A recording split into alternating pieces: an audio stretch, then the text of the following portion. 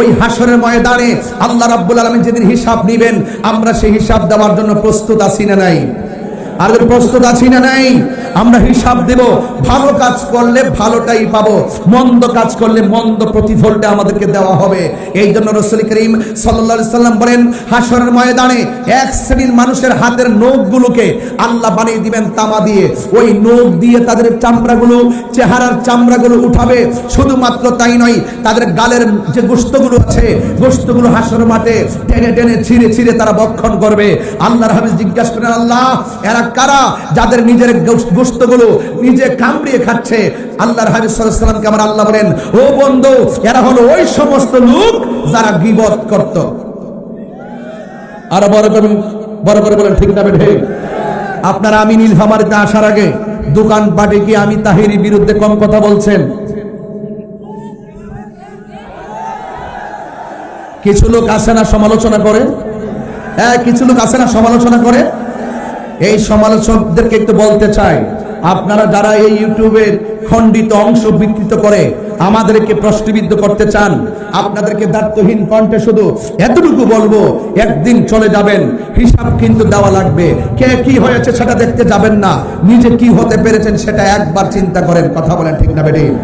আমি আবারও নীলফামারীতে বলতে চাই, হয়তো আপনি আমাকে বুঝিয়ে নেন, আর না হয় আপনি আমার দলে বুঝে আসেন। এই যে স্বাধীনতার 55 বছরে আমরা হলো সুন্নাত ওয়াল জামাত প্রমাণ করতে সক্ষম হয়েছি, এই দেশে একমাত্র শান্তিপ্রিয় দল হলো সুন্নাত ওয়াল জামাত। হক বলে বলেন, ঠিক না বলেন?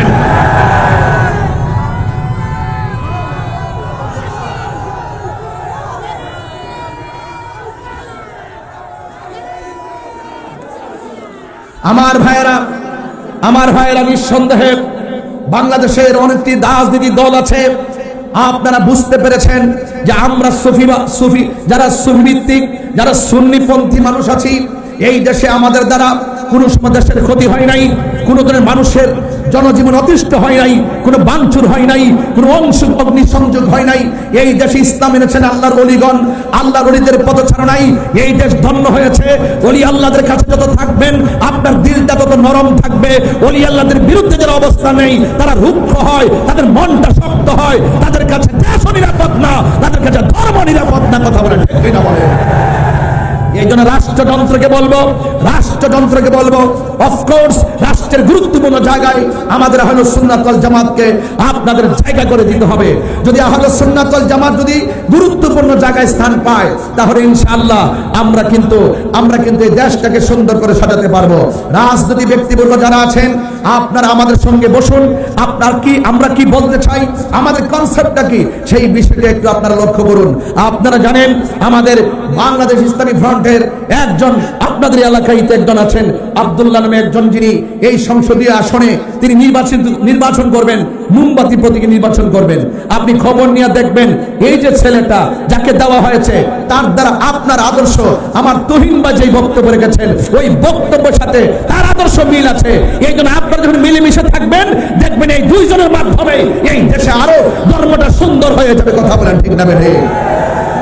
রাগ করবেন না, গুসা করবেন না। আপনাদেরকে অনুরোধ করে বলবো, আপনারা সবাই ঐক্যবদ্ধ থাকুন। একদিন আমাদেরকে হিসাব দিতে হবে। আমার নীলফামারীর বাবারা আওয়াজ করে বলুন, পাপ পুণ্যের হিসাব গ্রহণ করবে কে? আর বড় করে হিসাব গ্রহণ করবে কে? আল্লাহ রাব্বুল আলামিনের কাছে আমাদের প্রত্যাশা থাকবে। এখানে মনে হয় হাজার হাজার মা বোনরা এসেছেন। আমি যখন দেখি এক শ্রেণী মানুষ ওয়াজের মধ্যে উঠে বলে, হাসরের ময়দানে আল্লাহর হাবিব সুপারিশ করব দূরের কথা, নিজের জান নিয়েই নাকি ঠেলাঠেলি। এত আস্তে নাউজুবিল্লাহ বললেন? আমার নবী সুপারিশ করার ক্ষমতা আছে না নাই? আমার নবীর সুপারিশ করার ক্ষমতা দিয়েছে কে? আরো যারা বলে ক্ষমতা দিয়েছে কে? এই জন্য রাসূল বলছেন, শাফাআতি লি আহলিল কাবাইর মিন উম্মতি, আমার উম্মতের মধ্যে যারা অনেকে কবিরা গুনাহগার হয়ে যাবে, কিন্তু তাদের অন্তরে ঈমান থাকার কারণে আমি আল্লাহর হাবিব আল্লাহ পাকের কাছে সুপারিশ করব, আর আমার উম্মতদেরকে আল্লাহ পাকের কাছ থেকে শাফাআত করে আমি জান্নাতে নিয়ে যাব। জোরে বলুন সুবহানাল্লাহ।